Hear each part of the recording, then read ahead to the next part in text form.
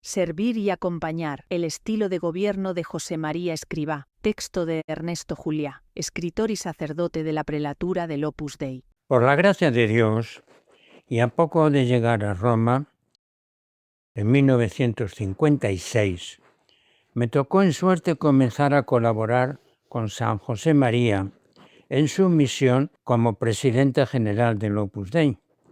Tuve la oportunidad de vivir de cerca reuniones de trabajo, toma de decisiones, trato con personas que llevaban el gobierno en las distintas naciones en las que el Opus Dei estaba entonces comenzando la labor, y otras tareas relacionadas directamente con su labor de gobierno. Todo lo que escribo y comento en estas líneas lo he visto personalmente hecho realidad durante los años 1957-1975, años de asentamiento de la labor del Opus Dei en todos los continentes. José María Escrivá, consciente de ser el fundador y de estar a la cabeza de una obra de Dios, organizó la labor de gobierno a nivel mundial, regional y local con unas características que hicieran posible vivir la fidelidad al espíritu que tenía que transmitir a todas las generaciones,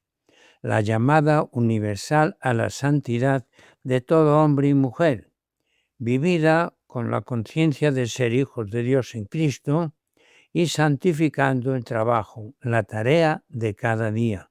En concreto, estas características las podemos resumir en 4. La primera, que fuera siempre una acción de servicio, servir a todas las almas, servicio a la Iglesia. Que la labor de gobierno, y sería la segunda, que fuera colegial, nunca de una sola persona y nunca sin aceptar opiniones de los demás.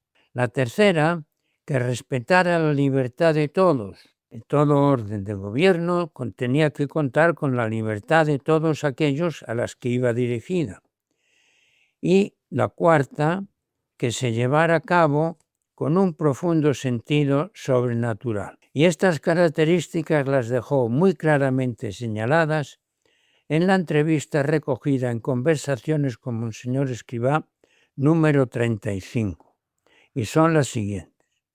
Ese párrafo es: en Roma tiene su domicilio el Consejo General, independiente para cada sección, de hombres o de mujeres.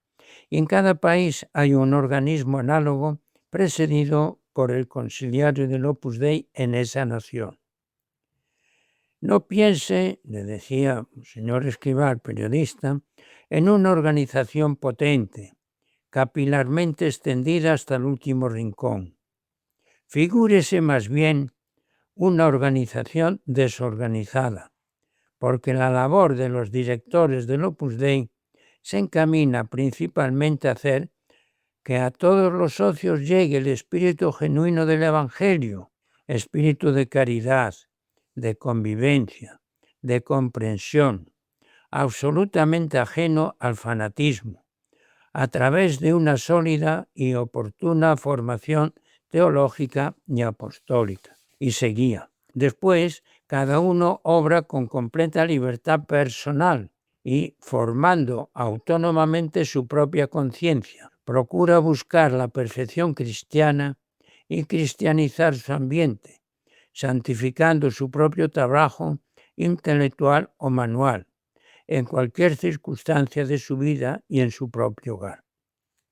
Por otra parte, la dirección de la obra es siempre colegial, sigue señalando Monseñor Escrivá. Detestamos la tiranía, especialmente en este gobierno, exclusivamente espiritual del Opus Dei. Amamos la pluralidad. Lo contrario no podría conducir más que a la ineficacia, a no hacer ni dejar hacer, a no mejorar. Escribió San José María a sus hijos que el gobierno en la obra, en todos sus niveles, ha de ser siempre colegial. El siervo de Dios siempre contaba con el parecer de las personas que tenían obligación y el derecho de dar su opinión en un asunto. En más de una ocasión, soy testigo personal de esta acción, Nos devolvió expedientes que por error habían pasado a despacho solo con la firma de 2 directores, en lugar de los 3 previstos, y nos decía que no le pusiéramos en la tentación de ser un tirano. Y subrayó siempre que en el Opus Dei no caben los tiranos y que la aptitud tiránica proviene de un corazón lleno de sí mismo. Y recomendaba: atajad por tanto allí en vuestro corazón lo que veáis que es una tendencia al mando falto de templanza y moderación. Examinad el modo en que ejercitáis vuestro deber de servir, le recordaba a los que tenían labor de gobierno.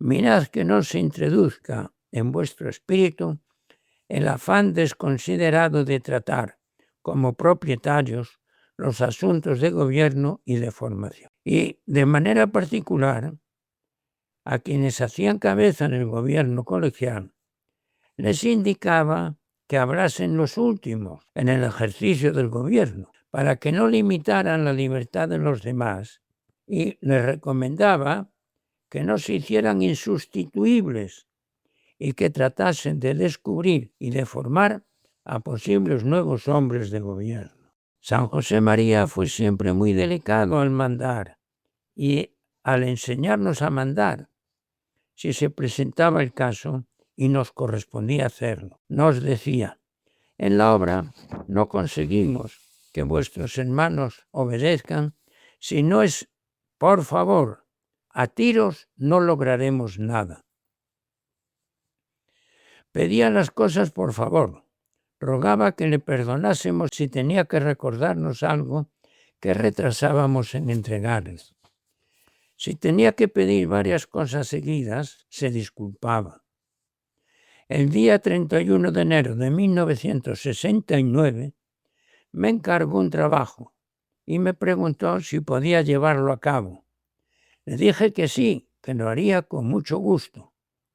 Y me dijo: te lo pregunto porque para la obediencia yo tengo que contar contigo. Este servicio de gobernar solo puede llevarse a cabo con verdadera visión sobrenatural y estudiar los asuntos pensando en la situación concreta, en las dificultades del ambiente, etc., de las personas interesadas en el asunto de que se trata.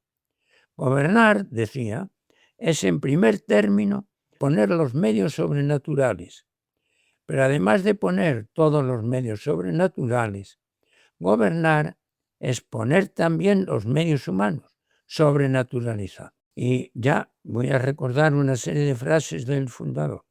Como pauta para el gobierno del Opus Dei, estableció que el Consejo General se limitase a dirigir en líneas fundamentales el apostolado de la obra en todo el mundo, dejando un amplísimo margen de iniciativa a los directores en cada país. Afirmaba que los gobiernos regionales gozan de autonomía prácticamente total. Se les podía sugerir o aconsejar, pero no imponer nada en un asunto en el que la comisión respectiva debía decidir libremente. Recordaba a los directores que han de redactar los escritos con claridad, de manera que se entiendan bien, sin dar lugar a diversas interpretaciones. Y les recordaba además que debían tomar las decisiones en presencia de Dios, sintiéndose responsables del progreso espiritual de todos los miembros de la obra.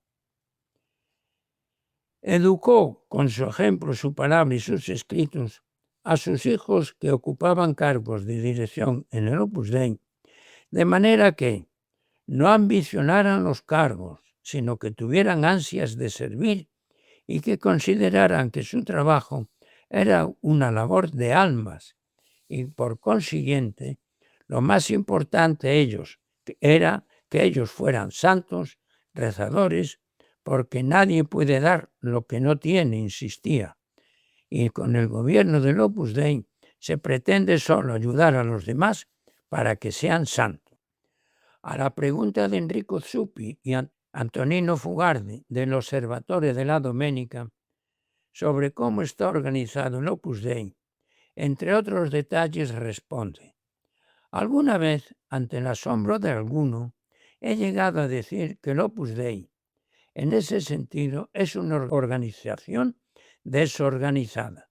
La mayoría de los socios, la casi totalidad, viven por su cuenta, en el lugar donde vivirían si no fueran del Opus Dei, en su casa, con su familia, en el sitio en que se desarrollan su trabajo. Así, todos viven su propia vida, con las consecuentes relaciones y obligaciones, y acuden a la obra para recibir ayuda espiritual. Esto exige una cierta estructura, pero siempre muy reducida.